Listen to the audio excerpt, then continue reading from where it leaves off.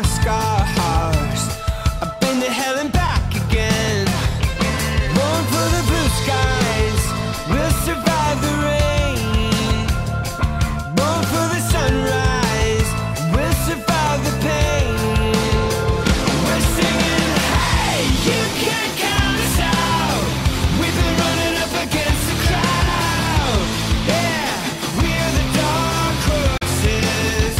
We're singing, wait, it's not over now.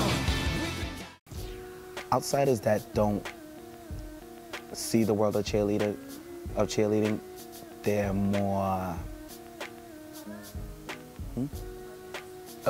thank you. They're more oblivious about it. They don't, they don't see the hard work that goes through it. They just think it's like, okay, you give a girl a pom-poms and they go rah, rah, rah, with cones running around the field. A lot of the stereotypes that I had heard of or that I had preconceived before I started cheerleading were that cheerleaders were kind of rude to everyone else, that cheerleaders thought they were better than everyone else. But what it looked like from the outside was it looked like the cheerleaders were part of this crazy cult and that they didn't welcome anyone who wasn't part of that and that they couldn't really understand other people. When I got into it, what I realized was that it wasn't so much that they didn't like other people. It was more that cheerleading is such a crazy world that it's hard for other people to understand it. And it's difficult sometimes to be able to relate to other people what this world is like. To me, it's something, you have a bond with people, you have a bond with your cheerleaders, it's just that special bond that you guys share that, no one else can understand it until they actually do it.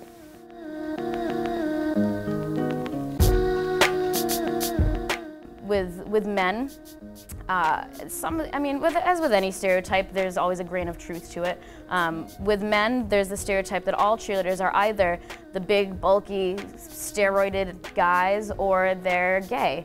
And that's how people view it. I mean, obviously, the guys are stereotyped. Everyone thinks the guys are gay, which they're not. I mean, I didn't really think all guy cheerleaders were gay either going into it, but being a cheerleader for so long, I've seen kind of everyone, and the stunters are usually, your masculine, manly guys, and then your, dancers and jumpers and tumblers are usually the gay ones. The issues facing leaving football into cheerleading, definitely,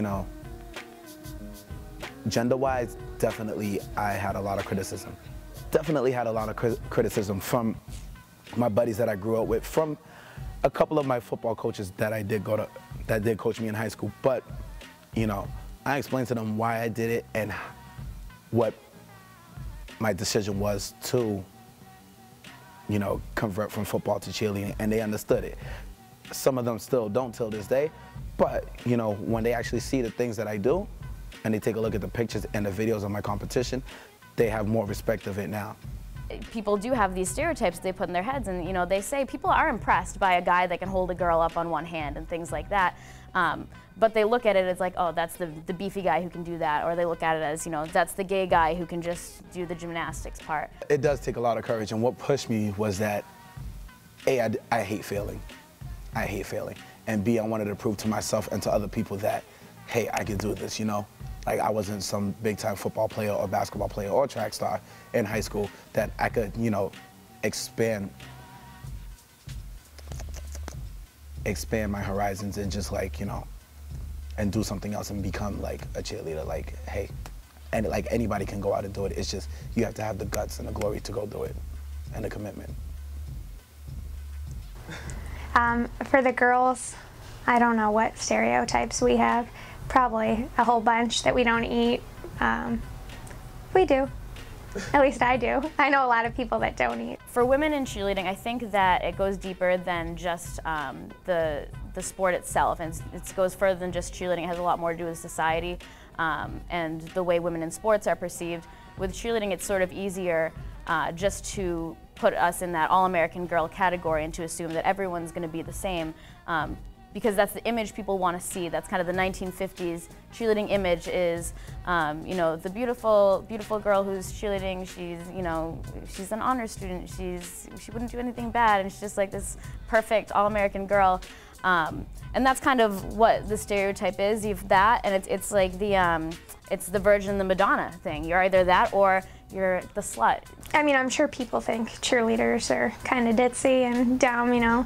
That's a pretty common stereotype, but I know a lot of smart cheerleaders, myself included. There's so much more than just that. It's a team of diverse people. You have so many different skills and so many different levels of humanity on one team. You know, it's hard to see that your sport, your activity is sort of demeaned to these 4 stereotypes. You're fitting into this box, because it's not like that. It's just like any random sample of the population. You do have your, you know, not so bright ones, and then you have your bright ones. So I think it's, you know, it's just a normal group of girls.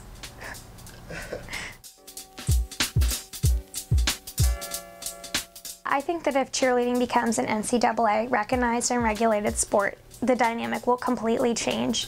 They're trying to make cheerleading an NCAA sport right now, not actually cheerleading, but there's stunt, and then there's also team stunts and gymnastics. So there's 2 separate organizations trying to make it a sport right now. Right now it exists only as an all-girls sport, and it's for Title IX regulations to give female athletes the chance to be scholarshiped the same way male athletes would. So co-ed cheerleading will, you know, disappear or really taper off if it does become a sport. The reason they're trying to make it a sport is to give girls money, not guys. The question of whether cheerleading is or is not a sport is sort of the ongoing debate. It's been going on for years, and I think that over the years cheerleading has gained a lot of respect, and I don't think there is as much of the idea that cheerleading is just on the sidelines. I think if anything, it's gone the other way, and we have been striving so hard to prove that cheerleading is a sport that now we have you know, all these misleading statistics about injuries, and people are trying to prove that cheerleading is a sport by explaining how dangerous it is.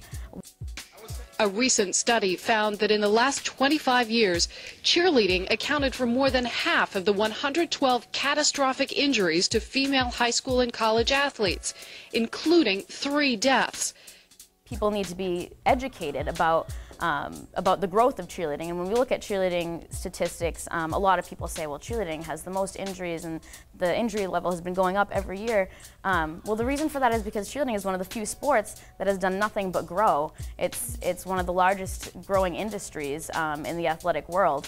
So it's, you know, when you look at it, a lot of people either have the idea that cheerleading is, you know, it's a fun activity, and then you have people on the other end of the spectrum who believe that it's incredibly dangerous and we need to regulate the heck out of it. I don't want it to become a sport like an NCAA recognized sport, because they'll regulate all the skills that we can do. People will have to submit to drug testing, and I know that there's a lot of people who do some drugs. The guys, I mean, a lot of the guys do steroids, and that's the way it is. And a lot of the girls do some other stuff too. I know like a lot of the girls will do coke to stay skinny. When you get to the really competitive level, I mean, certain schools are more notorious for that than others. I mean, the reality is, it's, you know, you can take it for what you think it is. Some people think it's a sport. That's something I'm kind of on the fence about. I don't know if I'd even call it a sport. It's a highly athletic activity. It's been a huge part of my life. But you know, it's judged, and whenever something's judged, it's a little subjective. It's not, you know, it's not did he make a basket or did they make a touchdown. You know, it is subjective. So is it a sport? I don't know, but I've never done anything that's as athletic or as challenging. When you look at the definition of a sport, college cheer doesn't really fit that definition.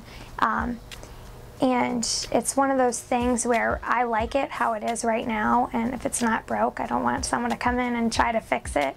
I think if it becomes a sport, the dynamic will really change. It will change a lot, and I don't necessarily think it'll be for the better.